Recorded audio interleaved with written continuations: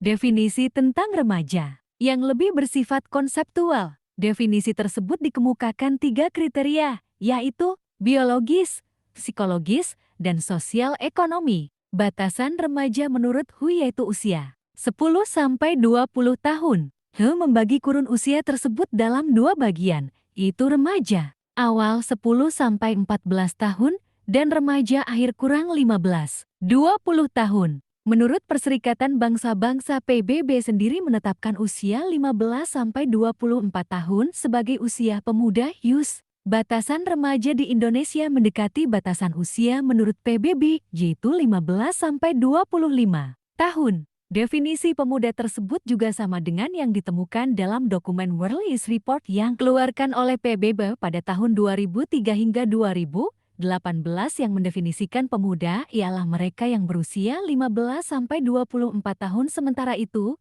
menurut Undang-Undang RI Nomor 40 Tahun 2009 tentang Kepemudaan, pemuda adalah warga negara Indonesia yang memasuki periode penting pertumbuhan dan perkembangan yang berusia 16-30 tahun. Banyak sekali masalah negatif pemuda pada zaman sekarang. Contohnya yang pertama, masih maraknya tingkat kekerasan di kalangan pemuda. Selain dari pemuda, dampaknya juga berpengaruh kepada masyarakat yang tidak tahu apa-apa yang berada di lingkungan tersebut. Yang kedua, penggunaan bahasa Indonesia yang semakin memburuk. Bahasa Indonesia adalah bahasa sehari-hari kita yang kita pakai atau bahasa yang kita pakai untuk komunikasi. Karena bahasa ini adalah bahasa yang wajib dan bahasa yang penting, apabila bahasa tersebut dipelesetkan, hal ini sangat berdampak dan berpengaruh bagi kelangsungan komunikasi tersebut. Apalagi bahasa-bahasa yang dipelesetkan itu tidak seharusnya kita ucapkan dari lisan kita. Nah, yang ketiga, adanya kecenderungan sikap ketidakjujuran yang makin membudaya. Hal ini sangat berpengaruh bagi potensi sumber daya manusia tersebut karena kejujuran adalah kunci dari keberhasilan. Soal nomor 3, potensi positif yang bisa dicapai pemuda apa saja? Yang pertama, terbuka dalam menerima berbagai pemikiran dan pengalaman baru.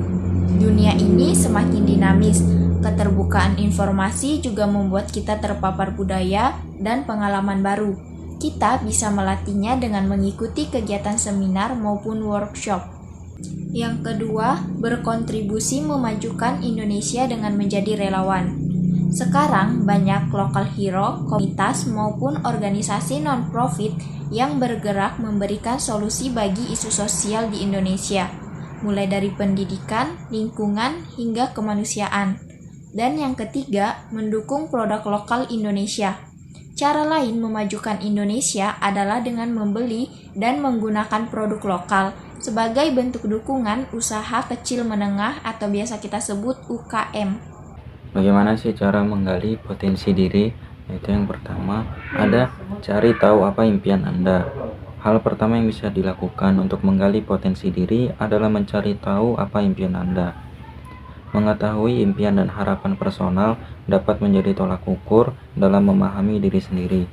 Mungkin bagi sebagian orang, hal ini nampak tidak realistis karena sekedar berangan-angan.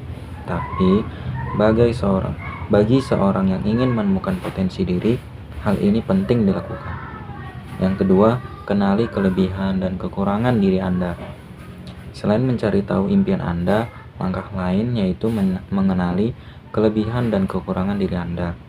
Kita perlu memahami apakah kelebihan dan kekurangan ini relevan dengan personalitas kita atau tidak. Itulah mengapa tidak setiap kelebihan akan menjadi potensi diri yang mumpuni. Dan yang ketiga, ketahui apa yang Anda sukai. Potensi diri adalah menyoal apa yang disukai dan secara terus-menerus dikembangkan. Kekurangan tentu saja bukan hambatan bagi seseorang yang menyukai sesuatu hal.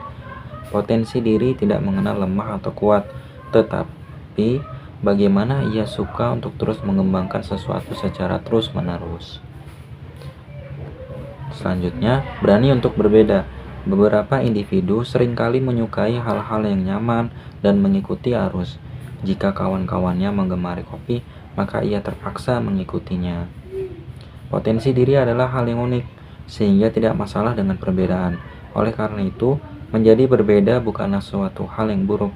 Sebabnya, melalui keberanian untuk menjadi berbeda, inilah seseorang akan menjadi yakin tentang hal apa yang ia sukai dan ingin dikembangkan.